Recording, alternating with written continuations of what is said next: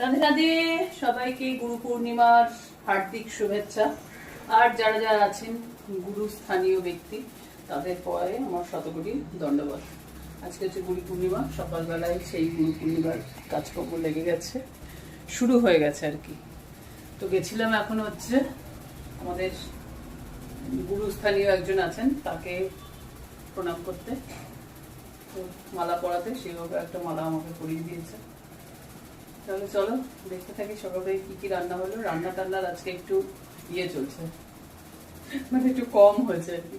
যাই হোক, প্রেমসে বলো রাধে রাধে, চলো দেখতে থাকো। প্রেমসে বলো রাধে রাধে। সকালে স্নান টান করে পরিষ্কার হয়ে আমার কাজ হচ্ছে সোজা রান্নাঘরে চলে যাওয়া। হ্যাঁ, তার আগে গোসাই শুরু করে দেয় হচ্ছে শৃঙ্গার করা, অর্চন করা। আর আমার জন্য ফুল, বেলপাতা, তুলসী পাতা সব সুন্দর করে গুছিয়ে রাখে। গোসাইয়ের অর্চন হয়ে গেলে আমি গিয়ে অর্চন করি, আর যা যা আমাদের কাজকর্ম আছে সেই কাজকর্মগুলো করি, মানে ভজন সাধন, যেগুলো সবাইকে বলা যায় না। আর আমাদের 5টার পরে লাগে হচ্ছে 8:30টার আগে একটা ভোগ, এটাকে বালভোগ বলে। হ্যাঁ, বালভোগে আমরা যা যা ফ্রুটস পাওয়া যায়, সিজনাল ফ্রুটস, সব কিছু দেওয়ার চেষ্টা করি। আর একটা জিনিস দিই দুধের সঙ্গে, সেটা হচ্ছে মুসলি। মুসলিটা কিন্তু ভগবানেরও প্রিয়, আমারও প্রিয়। ভগবানকে ভোগ দিয়েই আমরা চলে যাই হচ্ছে চা। সকালবেলা একটু চা না খেলে সে যত বড়ই সাধু হও, মনটা কিন্তু ভালো লাগে না। তবে আমরা কিন্তু মেনলি দুধ চা খাই, বেশ চিনি টিনি দিয়ে, বাতাসা দিয়ে। কিন্তু গোসাইয়ের পেটটা খারাপ বলে গোসাই বলেছে লিকার চা খাবে। আমি লিকার চা খেতে ভীষণ পছন্দ করি। লিকার শুধু পাতা জলের মধ্যে ছেড়ে দিয়ে, যেটা কিনা না চিনি না কিছু। আর গোসাইয়ের লিকার চা হলেও একটু মিষ্টি দিতে হয় আর একটু আদা টাদা দিয়ে করতে হয়।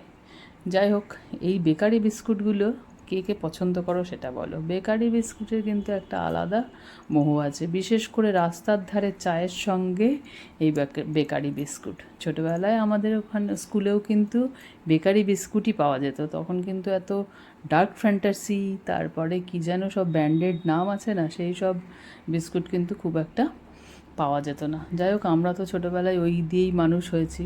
চায়ের সঙ্গে অনেক সময় রুটিও খেয়ে মানুষ হয়েছি। কে কে চায়ের সঙ্গে রুটি খেয়েছো সেটা বলো।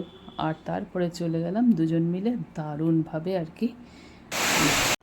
বৃষ্টি নিয়ে এত কবিতা আছে, বৃষ্টি দেখলেই কবিতার কথা মনে পড়ে। কলকাতা জুড়ে পথে পথে যত বৃষ্টিরা আসে যায়, চিঠি পড়ে আর চিঠি লেখে, আর শ্রাবণের গান গায়। শ্রাবণ বৃষ্টি দেখা হলো যেই গড়িয়াহাটার মোড়ে, বৃষ্টি নামল শ্রাবণের মেঘে সারা কলকাতা জুড়ে। বৃষ্টি পড়ছে, বাংলার নদী মাঠঘাট ভেসে যায়, শ্রাবণ বৃষ্টি শ্রাবণ বৃষ্টি, শ্রাবণের গান গায়।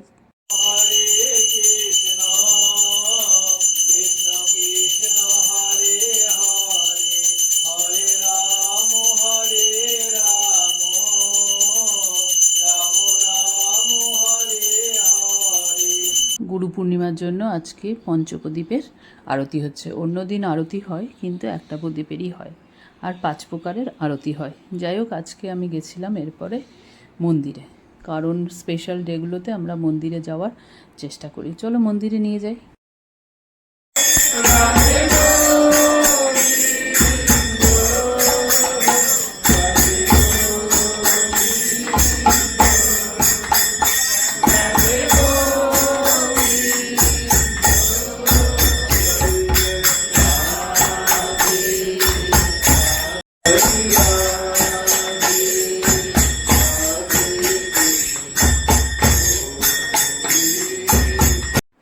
মন্দির থেকে ফেরার পথে চলে গেছিলাম হচ্ছে জায়ের বাড়িতে। হ্যাঁ, অনেক দিন ধরে জায়ের মা বাবা কাকু কাকিমা এসছে, আমি আর কিছুতেই দেখা করতে যেতে পারি না, তাই জন্য অনেক রাত করেও আর কি ফিরলাম।